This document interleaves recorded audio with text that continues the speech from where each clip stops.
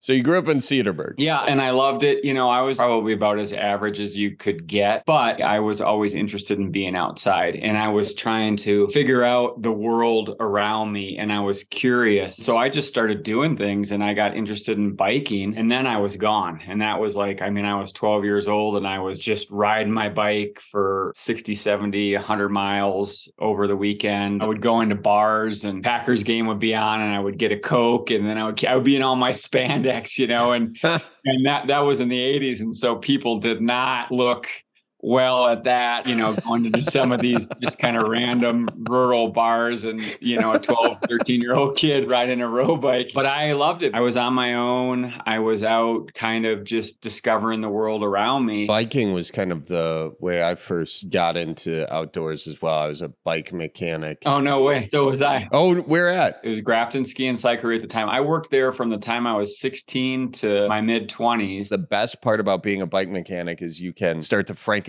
your own bike, you know? Yeah. Oh, yeah. I started working in the late 80s. And so that, like, I have pictures of our bike shop, and it was all pink and yellow and, you know, fluorescent colors back then. And we had this like cable housing that was fluorescent pink. And so I took my dad's bike and I put fluorescent pink cable housing on all the brakes, and then I wrapped his bars in like fluorescent yellow, and he was just like, okay.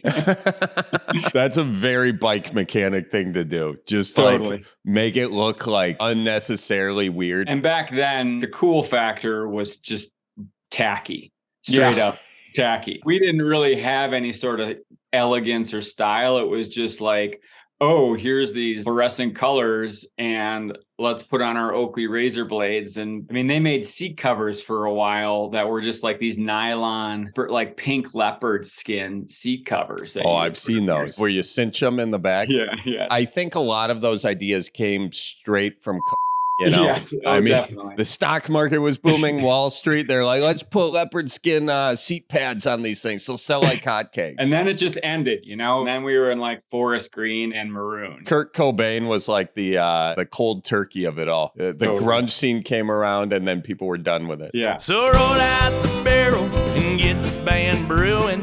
Life's got you down, just keep her moving. It's on Wisconsin, the Badgers say it's the old Wisconsin Jubilee. You know, sometimes when you're ice fishing, you put your foot in the walleye hole and go ass over tea kettle, and you think you're done. No, you gotta keep her moving.